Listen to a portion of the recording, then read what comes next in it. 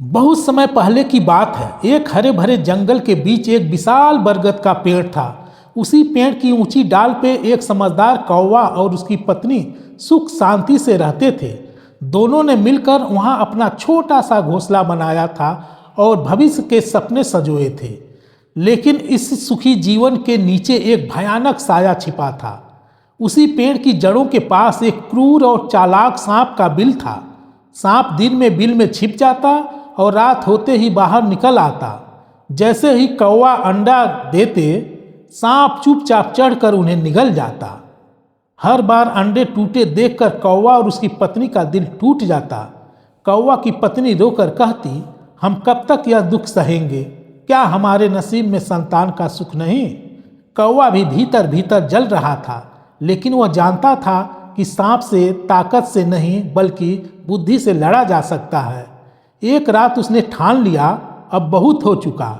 इस बार मैं अपनी चतुराई से इस समस्या का अंत जरूर करूंगा।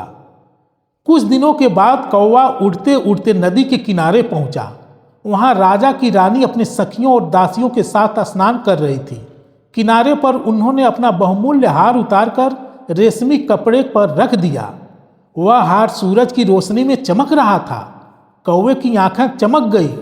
उसने सोचा, यही मौका है बदला लेने का। जैसे ही कोई ध्यान नहीं दे रहा था, कौवा झपट्टा मारकर हार अपनी चोंच में दबा लिया और तेजी से उड़ गया। तभी सैनिकों की नजर उस पर पड़ी। सैनिक चिल्लाए, अरे चोर, कौवा हार ले गया, हार ले गया।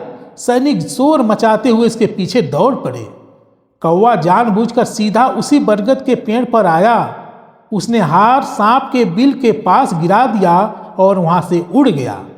कुछ ही पलों में सैनिक वहां पहुंच गए। उन्होंने देखा कि हार के पास एक विशाल सांप फुफकार रहा है। यही सांप रानी का हार चुराने आया होगा। ऐसा कहते हुए सैनिकों ने बिना देर किए सांप को मार डाला और हार उठाकर महल वापस ले गए। अब पेड़ के नीचे कोई खतरा नहीं था। कौवा और उसकी पत्नी ने राहत की सांस ली। कुछ ही समय में उनके घोंसलों में फिर अंडे आए और इस बार वे सुरक्षित रहे। जल्द ही नन्हे नन्हे बच्चे चहचहाने लगे। पूरा बरगद खुशियों के गूंज से भर गया। कौवे ने अपनी पत्नी से कहा, देखा, बुद्धि से किया गया काम कभी व्यर्थ नहीं जाता।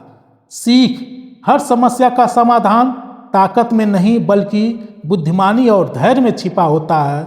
चतुराई से किया गया सही निर्णय बड़े से बड़े संकट को भी समाप्त कर सकता है।